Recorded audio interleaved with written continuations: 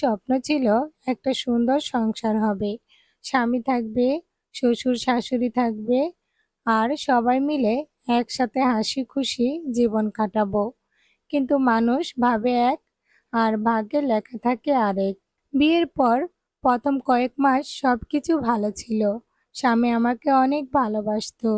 শ্বশুরও বেশ খুশি ছিলেন, কারণ আমি সংসারের সব কাজ হাসি মুখে করতাম।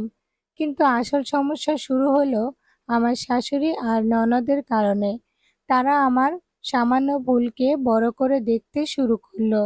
কখনো লবণ একটু বেশি হলে বলে দিত, তুই রান্না জানিস না, তুই এই সংসারের যোগ্য নস। স্বামী অফিস থেকে ফিরে আসতো ক্লান্ত হয়ে, আর আমি চেষ্টা করতাম ওকে হাসি খুশি রাখার। কিন্তু শাশুড়ি সবসময় কানে কানে লাগাতেন, বলতেন, তোর বউ সারাদিন অলস থাকে, তোর কষ্টের টাকায় শুধু খায়। অথচ সকাল থেকে রাত পর্যন্ত আমি কাজ করতাম। ননদ যখন আসতো আমাকে অপমান না করে যেত না। কখনো বলতো, আমার ভাইকে তুই দাস বানিয়ে ফেলেছিস। আবার কখনো বলতো, এই সংসার থেকে তুই কিছু পাবি না। ধীরে ধীরে স্বামীর আচরণ পাল্টাতে শুরু করলো। আগে যে মানুষটা আমার হাত ধরে বলতো, তুই আমার সুখ, এখন সেই রাগারাগি শুরু করলো। মনে হতো যে আমি অপরাধী, আমি এই সংসারের বোঝা। শ্বশুরবাড়ির অত্যাচার প্রতিদিন বাড়তে লাগলো।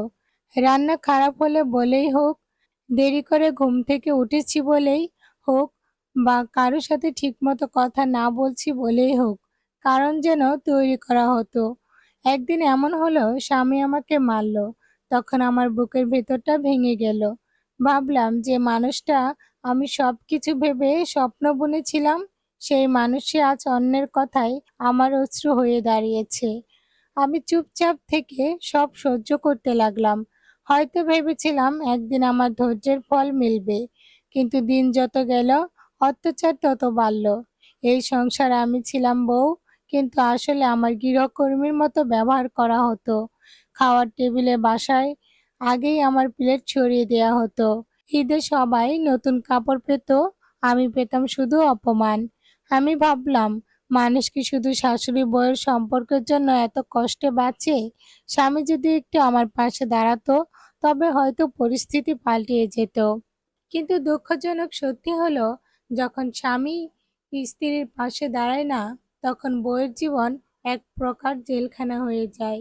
আমি অনেকবার মায়ের বাড়ি যেতে চেয়েছিলাম, কিন্তু সমাজের ভয়, মানুষের চোখ, আর বাচ্চাদের ভবিষ্যতের কথা ভেবে যেতে পারিনি। মেয়ের জন্ম নেওয়ার পর থেকে শিখেছি, সংসার ভাঙা পাপ, তাই ভাঙেনি, শুধু সহ্য করেছি। বছরের পর বছর এই অত্যাচার চলছে। অনেকবার ভেবেছি আত্মহত্যা করি, কিন্তু তখন মনে হতো, আমি যদি না থাকি, আমার সন্তানদের কি হবে? কে তাদের মানুষ করবে? এই চিন্তা আমাকে জীবিত রেখেছে। আজ এত বছর পর পিছনে তাকিয়ে দেখি, আমার জীবনের অর্ধেকটা কেটে গেছে শুধু সহ্য করার মাঝে। স্বপ্ন ছিল সুন্দর সংসার, কিন্তু পেয়েছি কেবল অপমান আর অশ্রু। প্রিয় শ্রোতারা, এটাই ছিল আমার বাস্তব জীবনের গল্প। হয়তো এই গল্প অনেকের জীবনের সাথে মিলে যাবে। আমাদের সমাজে এখনো অনেক বউ শাশুড়ির অন্যায়ের শিকার হয়, অথচ মুখ খুলে কিছু বলতে পারে না। আমার একটাই অনুরোধ, শাশুড়ি যদি বউকে মেয়ের মতো ভালোবাসেন, আর স্বামী যদি স্ত্রীর পাশে দাঁড়ান, তাহলে সংসার হবে স্বর্গের মতো। আল্লাহ আমাদেরকে সবাইকে সুখী জীবন দান করুন। আজকের মতো এখানে বিদায় নিচ্ছি। সবাই ভালো থাকবেন, সুস্থ থাকবেন। আসসালামু আলাইকুম।